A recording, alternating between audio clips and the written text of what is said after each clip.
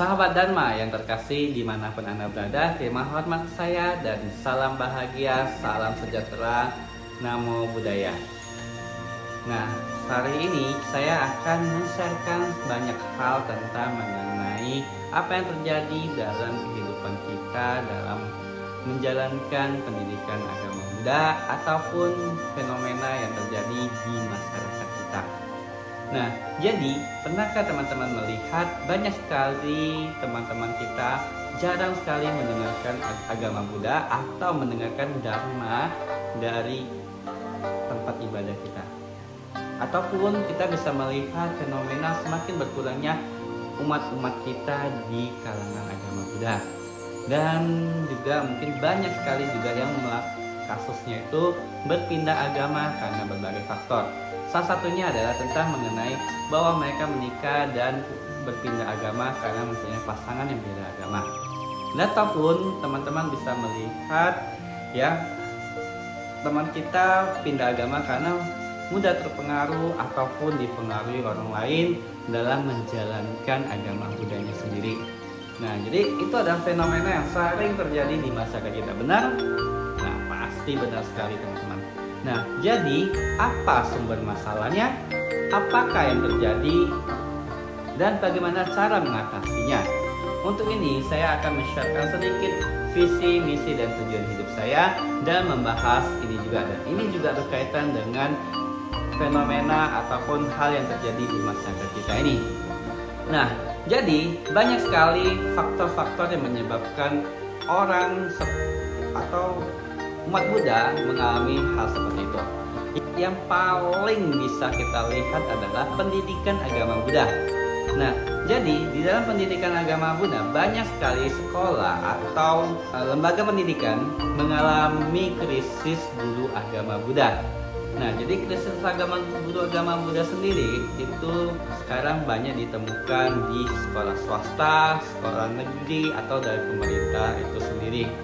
Jadi biasanya di satu sekolah atau sekolah yang kita pernah ketemu itu kadang-kadang ada guru agama Buddhanya tapi tidak ada siswanya, ataupun ada siswanya tapi tidak ada guru agama Buddha. Nah, ada juga siswanya, ada guru agama Buddha tetapi di sekolah tidak bisa membantu memfasilitasi ataupun menyediakan honor atau pengangkatan kepada guru agama Buddha tersebut karena regulasi dari pemerintah atau belum ada dana anggaran untuk hal ini. Nah, jadi Edi mempelajari hal ini, bagaimana cara mengatasi masalah ini yang sedang terjadi di masyarakat kita. Yaitu kita bisa melihat caranya dengan pertama kita bisa mengajak para donatur atau orang yang mempunyai dana untuk berpartisipasi dalam memberikan support atau dukungan penuh kepada guru agama Buddha atau calon guru agama Buddha. Nah, jadi untuk ini terus saya bercita-cita, berharap saya bisa punya yayasan ataupun kita menggunakan yayasan yang sudah ada untuk membantu guru agama Buddha ini dalam memberikan honor kepada mereka. Kenapa seperti itu? Karena kebanyakan ya saya melihat guru agama Buddha tidak mempunyai honor atau kesejahteraan yang cukup dalam hal ini. Beda halnya kalau mereka sudah menjadi PNS ataupun menjadi pengangkatan di pemerintahan sebagai guru agama Buddha yang resmi, sebagai program yang ditawarkan pemerintah kayak P3K dan hal yang lain ya. Nah, yang kedua, kita bisa memberikan dari donatur ataupun dari pengusaha, kita bisa memberikan beasiswa dari pihak majelis ataupun dari pengusaha itu sendiri kepada calon guru agama Buddha atau guru agama Buddha tersebut. Jadi supaya mereka punya cita-cita atau pendidikan lanjutan menempuh pendidikan agama Buddha yang ada di berbagai sekolah tinggi di agama Buddha di Indonesia. Nah, jadi bisa kita fasilitasi seperti itu, misalnya kuliah gratis, tidak perlu pusing lagi tentang SPP dan sebagainya. Nah, jadi kita berharap dengan seperti itu mereka mau mengabdikan dirinya atau terpanggil untuk menyelesaikan masalah ini. Nah, selanjutnya kita bisa juga dalam peningkatan anak-anak juga ya, kita bisa melakukan pendidikan atau mengadakan pendidikan non formal yang seperti Dharma Seka, sekolah minggu Buddhis atau sekolah minggu Buddha, ataupun hal-hal yang bersifat untuk pendidikan seperti ini.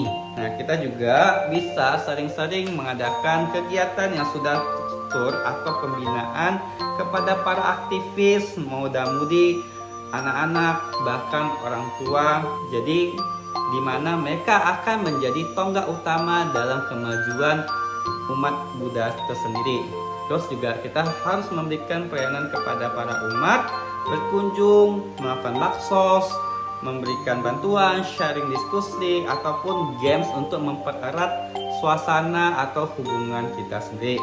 Nah, juga kita harus memberikan kegiatan aktif, pembinaan secara langsung ataupun tidak langsung sesuai dengan posisinya masing-masing. Misalnya contoh, mungkin ibu-ibu, golongan ibu-ibu suka memasak, kita bisa kumpulkan di grup itu menjadi grup masak, ataupun kita bisa melihat ada komposisi anak-anak yang suka dengan teknologi, kita bisa kumpulkan di teknologi dan sebagainya.